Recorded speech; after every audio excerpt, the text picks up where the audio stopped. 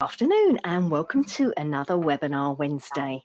Today we are joined by Eric Massey, leadership and performance coach and a 25-year veteran of the HTM field. Now Eric has provided some worksheets for you, which you will find in the handout section of your webinar dashboard. You may use these during the presentation or after the webinar if preferred. Now Webinar Wednesday would like to thank the Massey Method, a leadership development system created by Eric, built from decades of hands-on experience and grounded in proven high-performance frameworks. The Massey Method empowers leaders at every level, from technicians stepping into their first leadership roles to seasoned directors, by equipping them with the tools to master their time, energy, and focus. Through practical strategies and actionable systems, it helps leaders foster trust, drive results, and create lasting impact within their teams. So for more information, please visit masseymethod.org. Now, just a quick reminder about our Fall MD Expo, which will be held at the Renaissance Dallas Addison Hotel in Dallas, Texas, from November the 10th to the 12th. So please join us for 3 days of education, networking, and the latest advances in medical technology products and services. For more information and registration details, please visit mdexposhow.com. Okay, today's webinar, as usual, is eligible for 1 CE credit from the ACI, and you can obtain your CE certificate by completing the post-webinar survey, which will be emailed 1 hour after the completion of today's webinar. You must complete the survey to receive your 1 CE credit, and you'll be able to download the certificate directly from your computer once the survey is submitted. If you have any questions, of course, you can reach us at webinar@mdpublishing.com. Okay, let's kick off today's webinar by giving away a Swiss Balls Meister multi-tool. So using the questions feature on your dashboard, let me know the answer to the following trivia question. October is National Pizza Month. What is the most popular pizza topping? I'll reveal the answer and our winner at the end of the webinar. We'll wrap up today's presentation with a live Q&A, so please submit your questions anytime using the questions feature on your dashboard. As I mentioned earlier, our presenter today is Eric Massey. So Eric, you may begin whenever you're ready. All right, thank you. And welcome to today's webinar on reactive mode to leader mode. So I am Eric Massey. I'm a regional director for Intellis and founder of the Massey Method. I'm also a board member for Cabinet out here in Colorado. I currently reside in Dillon, Colorado. I'm originally from Boston, which you'll be able to tell as I speak, as I mispronounce words throughout this presentation. That's my Boston accent. I've spent 25 years in healthcare technology management, 10 of those years as a biomed technician, and the last 15 in leadership. Along the way, I built HTM programs in everything from small rural hospitals to some of the largest systems in the country. Today I oversee our National Field Service Division across the US.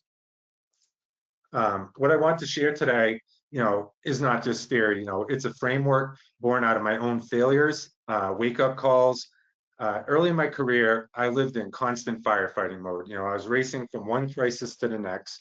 On paper, I was successful, but behind the scenes, I was exhausted, overweight, missing time with family and friends, and I was losing myself.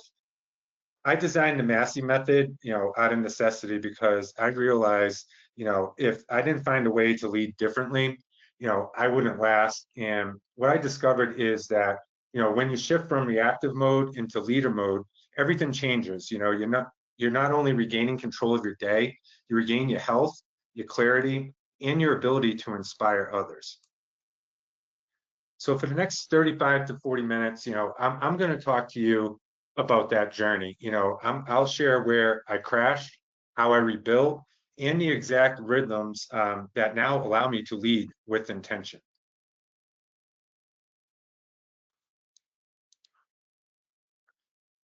Here's a look at today's roadmap. We'll begin by describing, what life in reactive mode looks like. Many of you will recognize this yourself in that picture. Then I'll share, my personal wake-up call, the turning point that forced me to change. And next, we'll contrast reactive mode with leader mode so you can see the difference, clearly. Then I'll introduce the 60-40 rule, the single biggest game changer in my career. We'll bring that rule into life in the core day schedule, a repeatable daily rhythm that protects what matters most. We'll unpack the benefits of, each block of time, and we'll deal with, the reality of leading in healthcare, because we all know, unexpected things happen every single day. And finally, we'll talk about identity, how to shift from reactive me to leader me. You know, that is the ultimate habit change. And by the end of the hour, you'll not only have the framework, you'll have the conviction to commit and lead differently. Right?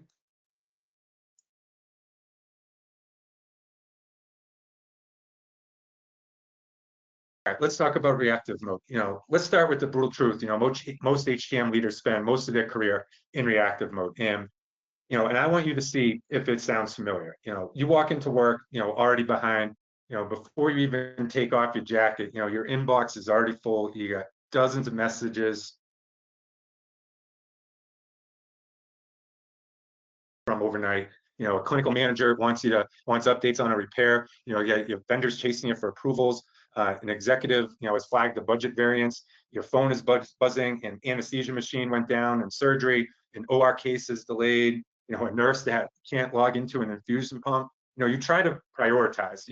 But then your calendar just takes over. You have one meeting ends, then another begins, and then capital planning gets squeezed in between vendor calls. You got staff callouts, that force you to reshuffle your schedules.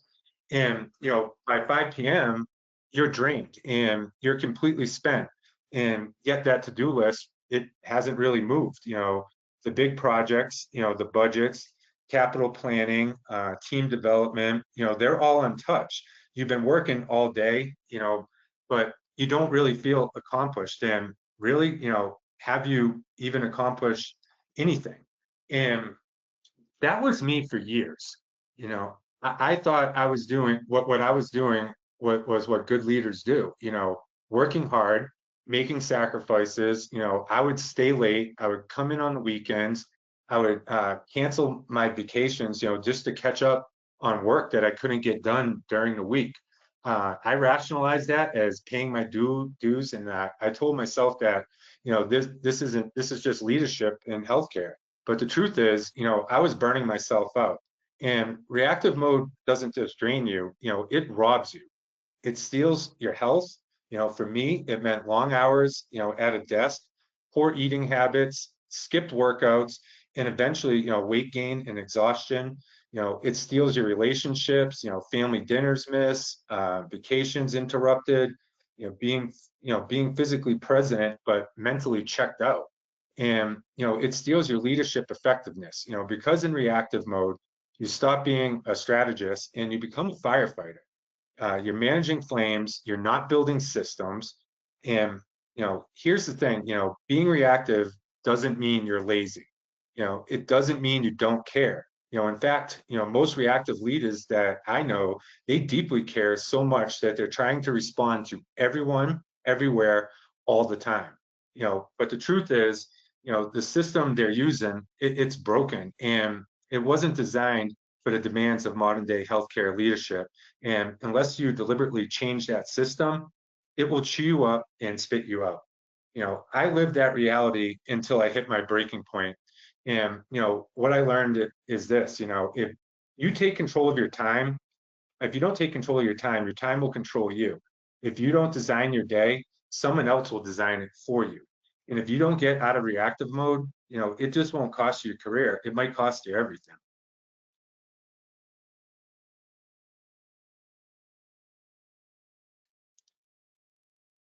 Now I'm going to talk here about my wake up call and what made me change my habits.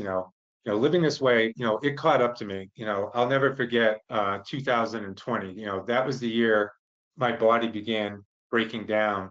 I was skipping workouts. I was eating whatever I could in between calls, sitting at my desk 12 to 14 hours a day.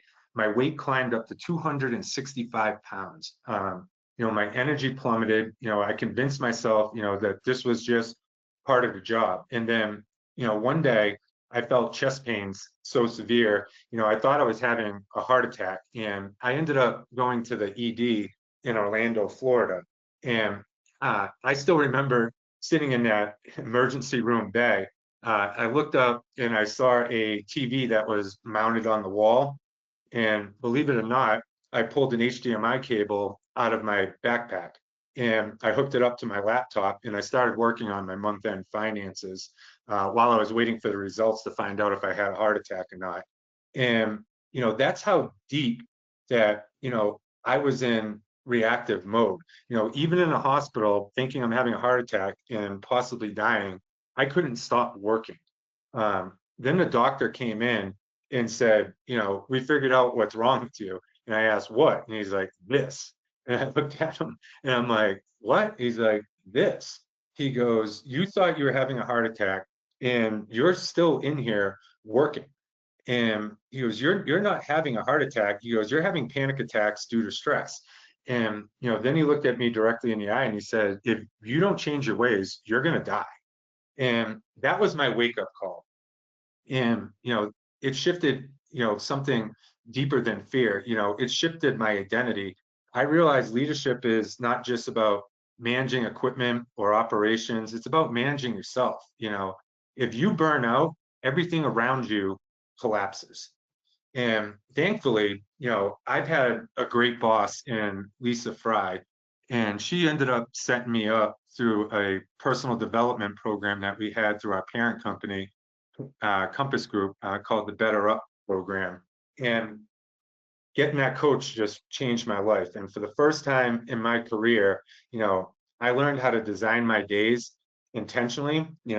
I learned that protecting time for health, family, and deep work, didn't make me weaker. It made me more effective. And, that's why I share this, because if I can climb out of reactive mode, so can you. And, this is where all the motivation, comes with me wanting to train other HTM leaders, other HTM, directors. I've gotten a gift from coaching, from what Lisa gave me through Compass Group to now after that program ended, I pay for my own coach through Brendan Bouchard's program. He's the top life coach in the high performance coach in the world. And I still get coaching every Wednesday, which I have later today to someone on his staff, Nancy. And, from, what I experienced in my failures growing up, I want to share that with all HTM directors so, they don't have to go through the things that I went through and they know how to manage themselves and their people better.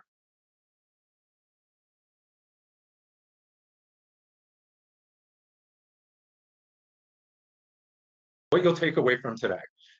Whenever I sit in a session, I always ask myself one thing, what exactly am I walking away with? So let me lay out clearly what you're gonna take away from our time together today. Why each point matters. First, how to reclaim your focus and your energy. For years, I ended most days completely drained. I had worked 10, 12, sometimes 14 hours a day. But when I look back, I couldn't point to a single thing that truly moved the needle forward. I'd answer emails, solve problems, run from meeting to meeting, but I felt scattered and unfulfilled. And when I finally learned how to structure my days intentionally, everything shifted. Instead of ending with exhaustion and guilt, I ended with clarity. I knew exactly what had been accomplished, and more importantly, I had the energy left for my life outside of work. I enjoy hiking and outdoor activities. I was getting my time back for these activities, reclaiming focus and energy. It isn't a luxury, it's the foundation of being, a long-term leader. Second, how to build a core day. That protects your high impact work. Now, this isn't about cramming more, onto your plate. Many of us don't need more to do. We need a rhythm that ensures the most important things get done. A core day gives you that rhythm. Think of it like a technician, running a preventive maintenance cycle. Every step is deliberate, but because it's repeatable, you can trust the process. Before I had a core day, I lived in open loop chaos. After I built this rhythm, I finally had protective time for the real work, strategic planning, team development, reducing vendor spend. And I've been coaching my directors on these same things that I have learned, from my house coach, from my life coach. And one director has cut 12% off his vendor spend simply because of his core day. It gave him the time to proactively review contracts, demand spend, instead of waiting for emergencies. And that's the kind of impact that this rhythm creates.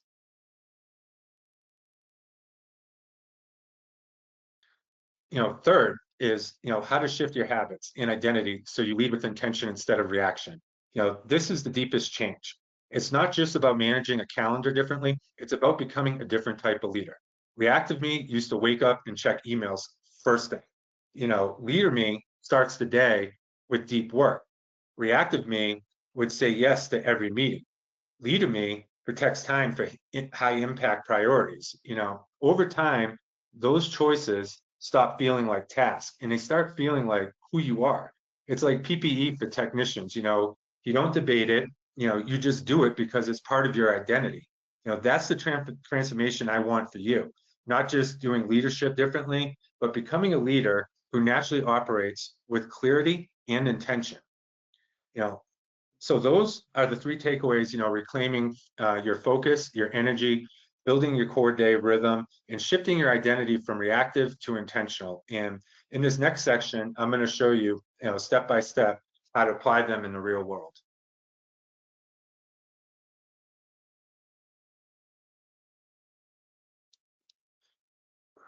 Reactive mode versus leader mode. Now let's make this contrast crystal clear. Reactive mode, it feels like you're being pulled underwater. You wake up, you're already behind, the inbox is overflowing, your phone is buzzing, the fires are already burning before you even had coffee. You're answering emails, chasing down vendors, attending meetings back to back, and yet when your day ends, you can't point to one thing that truly moved the needle forward in your business. The irony is, in reactive mode, you're working harder than ever. You're putting in the hours, you're constantly moving, but the return on the energy is almost nothing. You go home tired but unsatisfied, and this cycle just repeats itself every single day. Now let's contrast that with leader mode. Leader mode feels completely different. You start your day with time and energy, and you start your day with time and energy. You already know what the top three priorities are, and you guard your time for them. You protect deep work blocks, where you think, analyze, plan, and coach without being hijacked by every ding dong buzz that you get from your phone. And then when interruptions happen, and they always will in healthcare, especially in our industry of HTM, you address them, but you don't let them consume your whole entire day. You know, by the end of a leader mode day, you're still tired, but it's the good kind of tired. It's the kind you feel like after hiking a mountain, or finishing a marathon.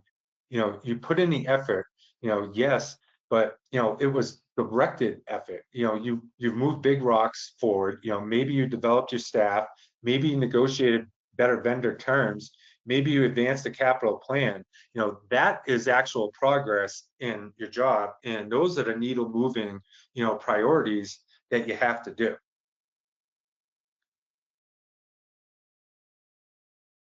The difference between the two modes is not more hours or even more skill, it's intention.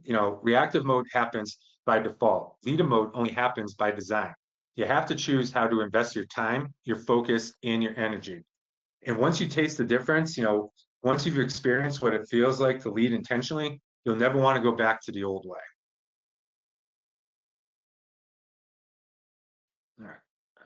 Let's talk about the 60-40 rule. So this is a rule. This is something I've learned from Brendan Burchard's team and the coaching, that I get every single week from them. So they have a 60-40 rule. So one of the first tools, this has helped me escape reactive mode. Let me unpack this one slowly because it really was a game changer for me. Here's the principle. 60% of your day must be spent on proactive, high impact work that protects strategies, and coaching that actually moves the needle forward in your book of business. The remaining 40% is for everything else, the emails, phone calls, admin time, and those inevitable interruptions. And now, when I first heard this, I honestly thought, in our industry, this is completely impossible uh, to implement. How am I actually going to be able to protect this time, with everything going on? It's 60% of my day. How am I going to block that with everything that's urgent? But here's what I realized: if I didn't protect that time, the urgent would always consume the important, and that meant I would never move forward. So I started small. I blocked off just 2 hours in the morning as a do not disturb time. I put my phone on focus mode, closed my emails out, just deep needle moving work. And, at first, this was uncomfortable. Um, but, excuse me 1 second here. I just lost my spot.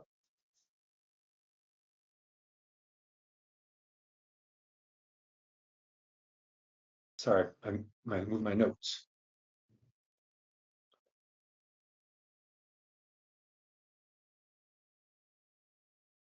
There we go.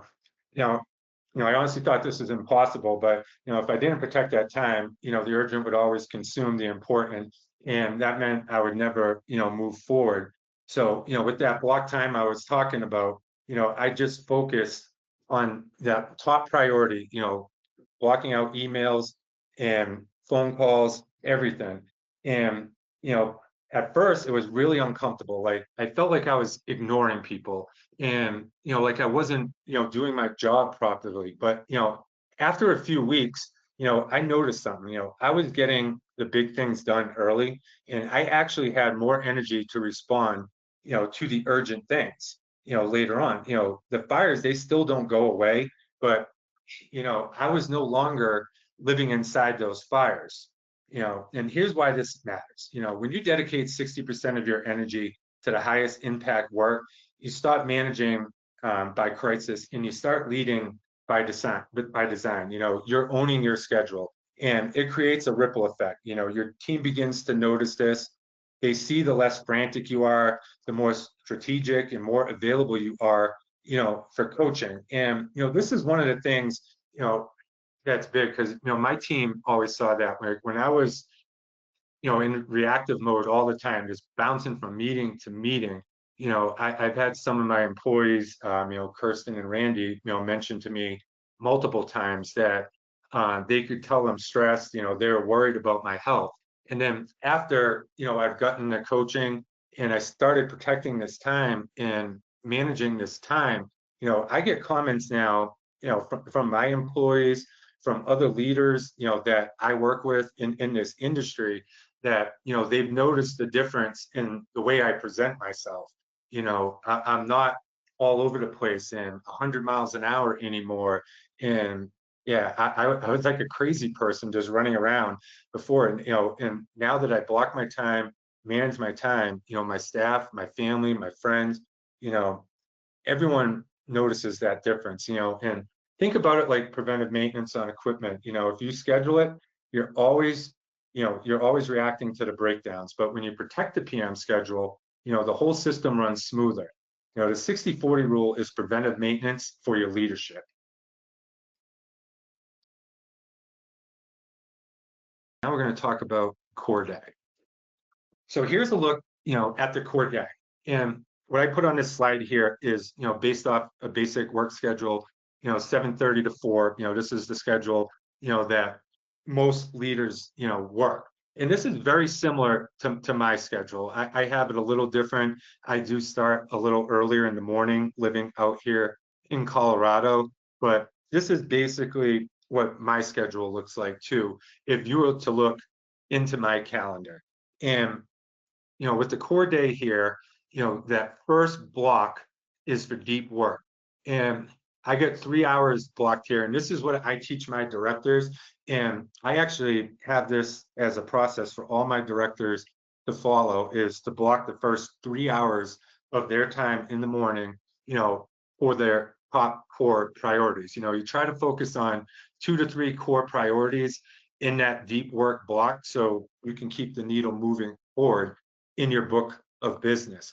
And if you think 3 hours is a lot of time, my life coaches, they actually recommended that I block 6 hours, to start my work day. And they said, most executive leaderships, they use the first 6 hours to get all their work done and then check emails. But, I had to tailor what they were teaching me to the HTM business, because there are, a lot of things that go on in this business that need your attention. So that deep work block, that 3 hours of time, that has worked very, very well for me. So I shut my phone off, not shut off, I put it on focus mode, and then I shut my emails off during that deep work time so that I can, get that work done.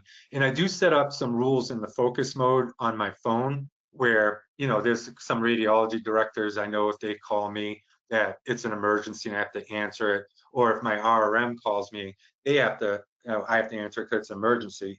I've trained all my staff too, on what is an emergency is what and what is not. And we try to communicate through email so we don't disrupt people throughout the day. So emails, phone calls, and text messages obviously need to be answered in this industry because of the criticality of repairs, that happen. And what I do is I block time for answering emails, phone calls, and text messages. So as soon as my deep work block is done, that's when I have my first communication block. I usually try to block it for a half hour every single day after my deep work block. And that's when I answer the emails, text messages, and phone calls. And what this also does is, if you're sitting there answering every text, every phone call, every email just as it comes through, you're not prepared with the answers, that you're giving your customer or your employees. What this also does is it sends those calls to voicemails. Your emails are sitting there waiting for you. Your texts are there waiting for you. You can read these, listen to your voicemails, and then give an educated response back. And you're not wasting each other's time too by answering this in reactive mode. You're actually giving them exactly what they need at that time, rather than calling, answering the phone, then having to go to research this, then calling them back, and you're not getting any of your needle moving work done. After that communication period, I usually leave an hour open in my calendar for people to put meetings in. So, the deep work block and these communication blocks, they're in my calendar blocked, so nobody else can put meetings in there. These are non-negotiable in my calendar. So after my first meetings, then I look to block time for a walk or recharge. You can't just sit at your computer all day long. And, that's what I was doing before when, I ended up going in the hospital. I was just working nonstop, 12, 13, 14 hours a day. You need to block 1 hour a time, at least 1 hour during the day. And I like to do it midday at lunchtime. And for me personally, I use that time to go for a walk. So when I'm home, I like to go for a walk on the lake out here. Today it's noontime right now. This is my normal time for my walk. But what I did is I adjusted my schedule for the webinar today, and I did that right before this, so I could come in clear for this presentation today. So after I come back from my walk, I have another block set up for meetings where people can put in time to meet with me on whatever's going on. And then I have my final block of the day I set up for another hour. And what this block is designed for is to do a review of your day, look at what happened through email communication, phone communication, your meetings, and what you're looking to do is to build out your next day in this block. What new tasks came up today, and where can I fit those in my schedule going forward? Do I need to make adjustments to my schedule tomorrow? Do I need to fit these in later in the week? That's what you use that block for. And then you also can use it to finish up any other things left over from your deep work block in the morning. And then the final thing that I do is the final communication block.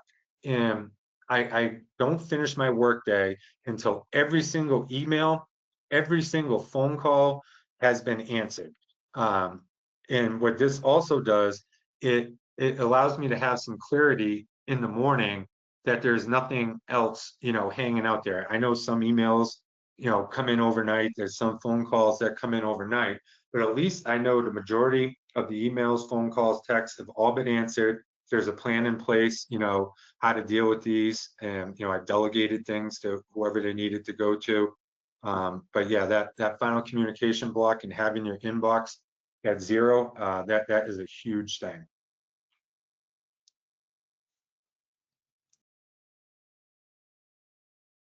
So the keys and benefits to each block.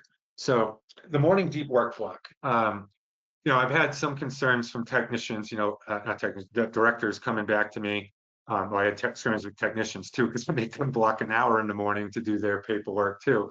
But both the technicians and directors had concerns about blocking time in the morning for the deep work. They're like, I'm too busy, I got this, and it's just better to do it later in the day.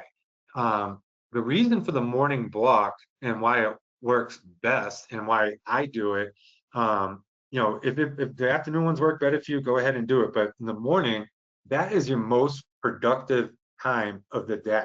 You have not been worn out by the day and all the events that come with the day. And being in HTM, your day is completely unpredictable. And what this does in the morning is, you have 2 to 3 core priorities for that morning block, like I talked about, and you got 3 hours blocked, and you're completing that first thing in the morning. So when 10:30 rolls around and that block is done, you've already completed your most important task of the day. And that gives you the energy and the motivation to conquer everything. You're already completed your biggest things of the day.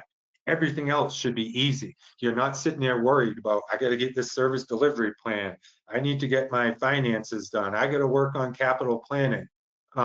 You do not need to worry about that when you accomplish it first thing in the morning.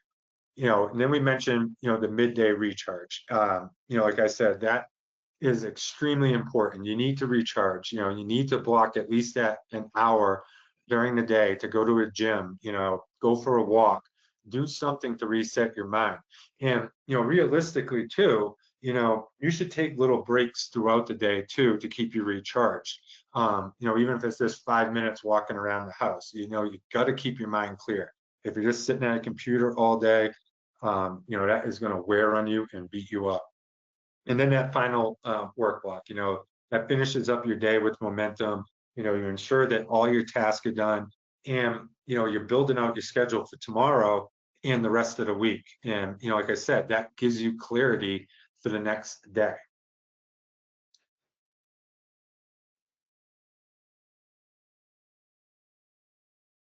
Right. Now, let's be honest, healthcare is unpredictable. No 2 days, look the same. Emergencies happen, equipment fails, at the worst possible moment. And, when patient care is on the line, everything else has to take a back seat. I'm not asking you to pretend otherwise. I've lived it myself. I still do today. I've been on calls where an MRI went down in the middle of the night and the entire next day had to be completely reshuffled. I've seen Joint Commission inspectors walk in unannounced and throw an entire week off into chaos. That's just life in HTM. But here's the key. Leaders who thrive aren't the ones who avoid chaos. They're the ones who know how to return to the rhythm after the chaos has cleared. The core day isn't about creating a perfect schedule, that never gets disrupted. It's about creating an anchor that you can always come back to. Think of it like a hospital generator. During a power outage, the lights may flicker, but the generator kicks in and brings everything back to stability. Your core day works the same way, for your leadership. When life in healthcare pulls you off track, the rhythm gives you something solid to return to. That's the difference between leaders who stay in constant firefighting mode and leaders who thrive despite the unpredictability. The core day is flexible enough to handle interruptions, but anchored enough, to keep you focused on what truly matters.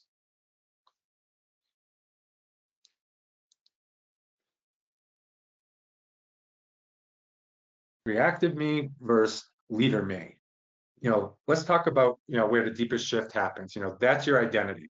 Habits are powerful, yes, but underneath every habit is an identity. who you believe yourself to be, drives what you do. And over time, what you do, it reinforces who you believe yourself to be. And for years, the identity I lived out of was what I now call, reactive me. I had one pattern day to day. I rolled out of bed, I grabbed my phone, I checked my email before I even brushed my teeth. And, in that simple choice, I was already saying, my time belongs to somebody else. When you're sitting there answering emails, you're doing someone else's work. I was living out the identity of the guy who's always on, always available, always responding, and that felt good at first. People praised me for being responsive. Colleagues would say, man, Eric's always there when you need him. My ego loved hearing that stuff, but behind the praise, I was drained. I was short-tempered at home. I was always behind at work. I was exhausted, and my leadership showed it. That was reactive me. Leader me, looked different. Leader me made a conscious choice, no emails first thing in the morning. Instead, I began my day with clarity, that deep work block that we talked about, that working on my most important priorities. Sometimes it was reviewing capital plans, sometimes it was writing coaching notes for my team, sometimes it was simply, sitting down asking, what are my top 2 or 3 things that are going to need move the needle forward for my business today. And that difference was night and day. When I controlled my first block of time, I showed up calmer, I showed up clearer, I showed up focused, and the people around me, felt that difference. It really shows. And reactive me, also said yes to every meeting, afraid that if I declined, people would think I wasn't supportive, but what happened? My calendar would become, wall to wall, back to back meetings, no margin, no focus, and truthfully, no leadership. Leader me learned to protect my time. That meant being intentional about which meetings I accepted. That meant teaching my team that not every meeting required my presence. And here's the surprising thing, when I stepped back, my team actually grew stronger. They didn't rely on me to be in every room. They learned to lead themselves. I was giving them more power to do things. And it just wasn't work. Reactive me skipped workouts. I was telling myself I don't have time. Leader me decided that health is non-negotiable, because if I'm not well, how am I supposed to lead? And here's the point that I want you to take with you. Your team notices this shift. They notice whether you show up frazzled or focused. Your family notices too. They feel the difference between the version of you who comes home drained and scattered and the version who comes home tired, yes, but present. And most importantly, you notice. Over time, that identity shift, cements the habit. You stop saying, I'm trying to manage my time better. You start saying, I am the kind of leader who protects time for what truly matters. And that's the ultimate transformation, from reactive to intentional, because once the shift takes root in your identity, it's no longer about forcing habits. It's about living out who you've chosen to become as a leader.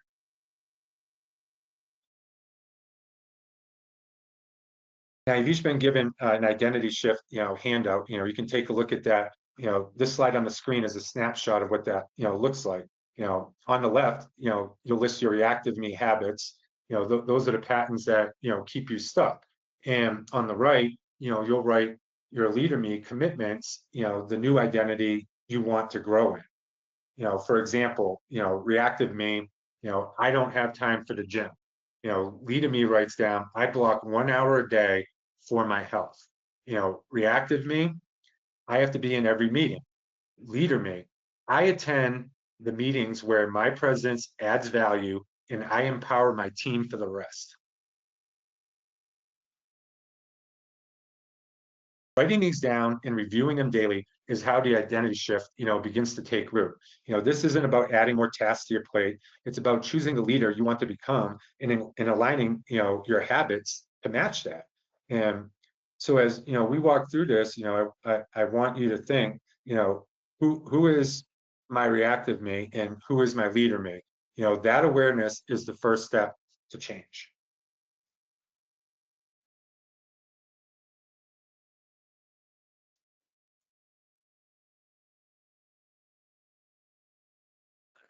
Now let's take an identity, you know, conversation one step further, because, you know, identity doesn't change overnight. You know, it changes through habits. Habits aren't, you know, just actions. You know, over time they shape identity, and identity determines destiny. And here's the truth, you know, you don't suddenly wake up one day and say, I'm a new leader now. You know, you become that leader through small actions repeated consistently until they become who you are. And you know, here's the challenge. You know, the old patterns, reactive me patterns, are always waiting for you. Your phone is always sitting there on your nightstand. You know, the meeting invites will always keep coming. The excuse of I don't have time to work out will always feel easy. So, how do you cement a new identity? By committing to one action at a time. You know, ask yourself, you know, what is one action you can commit to tomorrow that reflects the leader that you want to be? You know, maybe that action is not checking your email at 10 a.m. Maybe it's blocking your first 2 hours for deep work. Maybe it's declining one meeting so you can coach a team member instead. Maybe it's putting your gym shoes in your car so there's no excuse not to stop after work. One action, one commitment, that's it. You know, and here's why, you know, this matters. You know, when you follow through on that one action, you reinforce your new identity. And if you do it tomorrow and then the next day, eventually it's no longer about forcing yourself into new habits. You know, it becomes natural. It becomes who you are. You know, that's how you build a new normal. You know, that's how you live into your new identity. You know, not with one massive leap, but with one consistent step at a time. So, you know, I'll ask you again, what's one action you'll commit to tomorrow that reflects the leader you want to become? You know, write it down, own it, and take it with you. Because the truth is, your identity as a leader isn't what you say it is, it's what your habits prove it to be.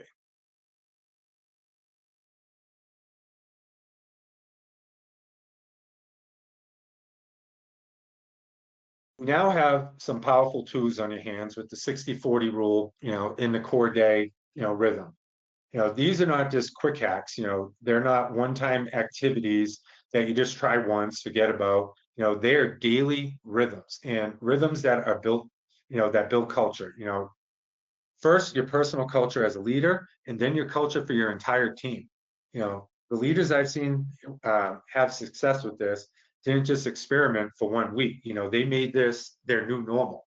They committed to protecting that 60% for high impact work, even when the urgent tried to steal it from them. You know, they learned to return to the core day rhythm after interruptions instead of abandoning it. Over time, that consistency transformed how their teams experience them. Think about what it would feel like to end most of your days with clarity instead of chaos. You know, to leave the office not with guilt and loose ends, but with confidence, you know, that the biggest priorities have moved forward. You know, to walk into your home at night not depleted and distracted, but with enough energy left to be present with your family and your friends. You know, that's the difference between dabbling in these tools and making them the new normal. So the only question is this, you know, will you keep living in reactive mode, you know, constantly busy but really fulfilled?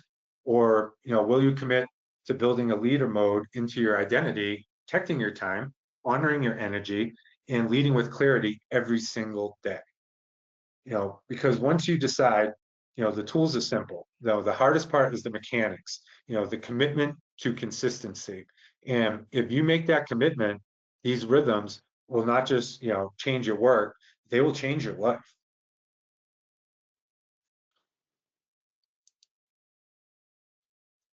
So we covered a lot today, you know, the cost of reactive mode, you know, the wake up call that forced me, you know, to change, the power to 60-40 rule, you know, the structure of the core day, and the identity shift from reactive me to leader me.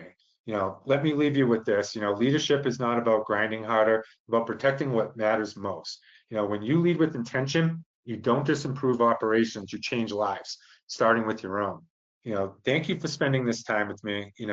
I hope you take these tools and put them into practice tomorrow, because when you do, you're not only going to lead yourself better, you're going to live better. So here's my challenge to you. Tomorrow morning, don't just open your inbox, open your calendar, block a deep work session, and protect it. That one small decision is how you begin shifting from reactive to leader mode. I also want to thank, MD Publishing for having me, on this webinar today.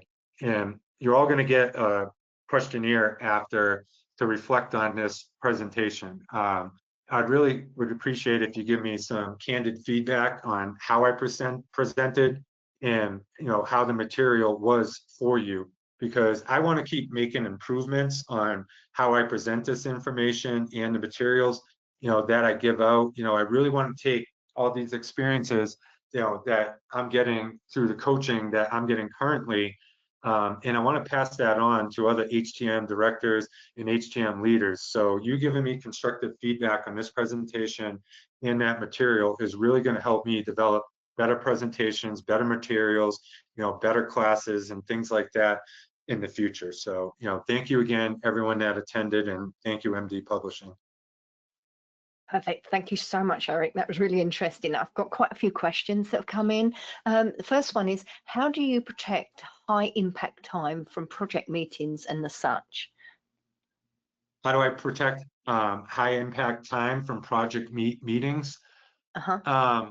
So you have to readjust your schedule to fit that. Like I said, the core day, that's your basic schedule, but this is HTM, so there are going to be projects, there are going to be big meetings that come in, but you need to adjust your day around those meetings, because you obviously, if there's a project meeting for a new ED being put in, or an OR being developed, and they're putting that at 8 o'clock in the morning, you have no say in that. You have to attend that meeting, but what you need to do is adjust your time around that, and still have those blocks. So maybe you do a 90-minute block in the morning before that meeting, and then another 90-minute block after that meeting. It's just a suggestion.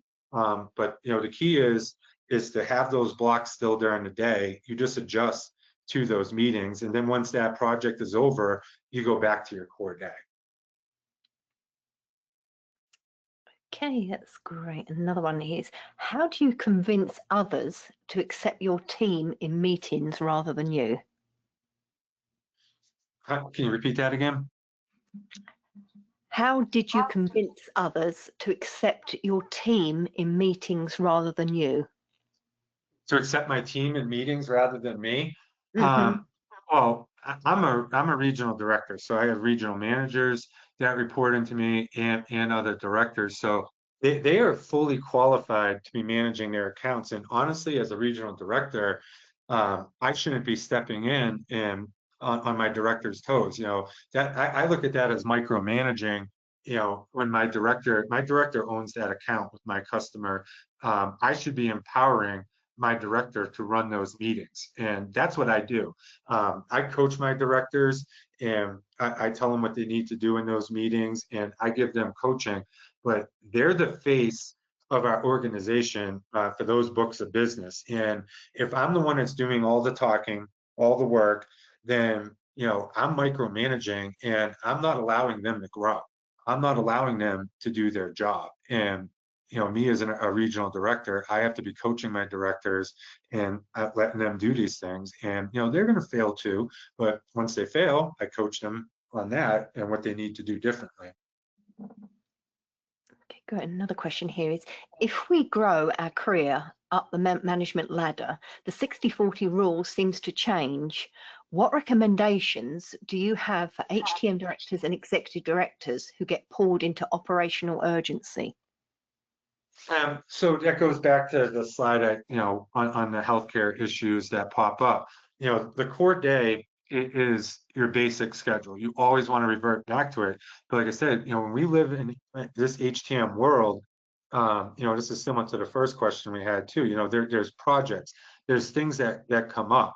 You do need to adjust your calendar based off these projects, but your goal is to keep 60% of that for the needle moving priorities. That project too, or that becomes a needle moving thing too. You're building an ED, you're going to have tasks and certain things that you got to, I'm just using as an example, that you got to get done. So you're going to need block time for that too. So you can restructure your schedule, but the key is to always come back to that basic schedule. And, even though you have things being thrown in your calendar, you need to focus on keeping 60% for needle moving activities, or you're just not going to get your tasks done. Okay, so are you delegating daily work tasks so you have time to reduce reactive mode and focus on leader mode? And are you able to hire staff if needed? Yes, yes, absolutely. Delegating is huge, and it's not just passing work off to other people.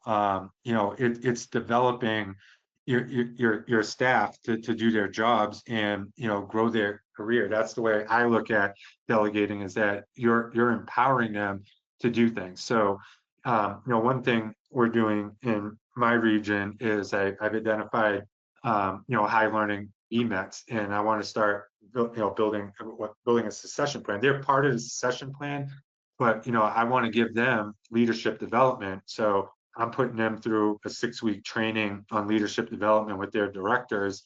And once they're done that, I'm going to have our directors delegate some tasks to them so they can start picking up on how to handle those tasks and do those things. So whenever a director's job opens up, they're able just to jump right in. So, that's how I look at delegating, is you're empowering your staff to do more, and you're building them up for their next job and, leadership roles.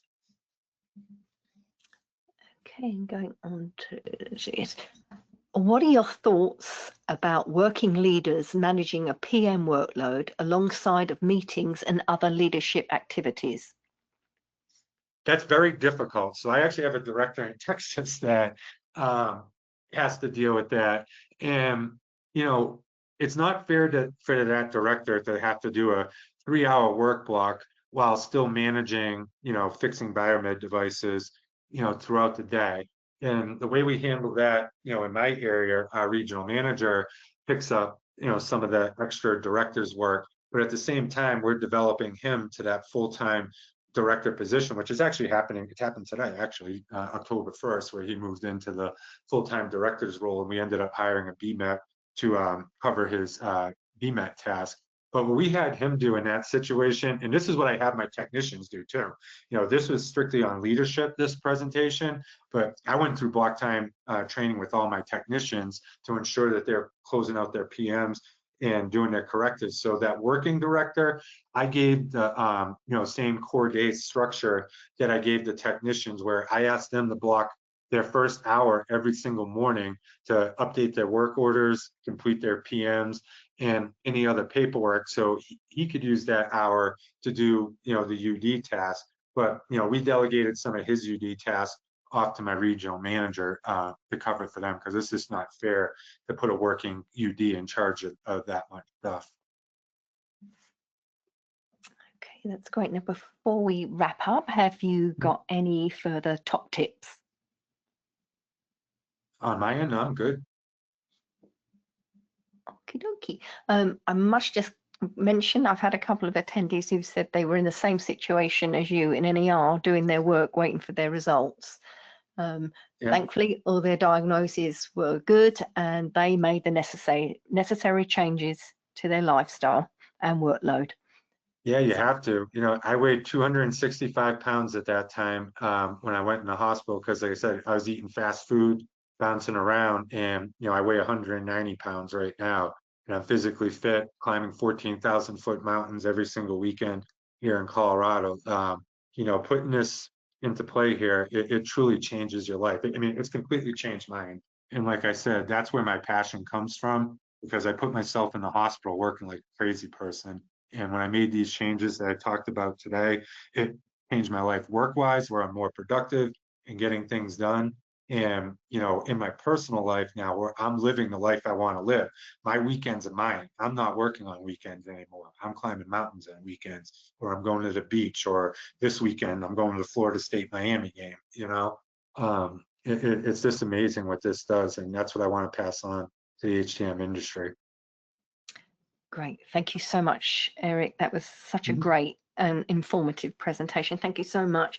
Now, if you'd like more information about the Massey Method, please visit masseymethod.org. Now, as promised, the answer to today's trivia question is pepperoni. So congratulations to our winner, Gerald McNeil in Maine. Now, just a quick reminder, you can obtain your C certificate by completing the post-webinar survey, which will be emailed 1 hour after the completion of today's webinar. You must complete the survey to receive your 1 CE credit from the ACI, and you'll be able to download the certificate directly from your computer once you submitted the survey. If you have any questions, you can reach us at webinar@mdpublishing.com. If you've missed any of our past webinars, please visit webinarwednesday.live to view our whole webinar archive. We'll be back soon with another webinar, so again visit webinarwednesday.live for more details and complimentary registration. Thank you all once again for your time today, and I hope you enjoy the rest of your day. Have a good day.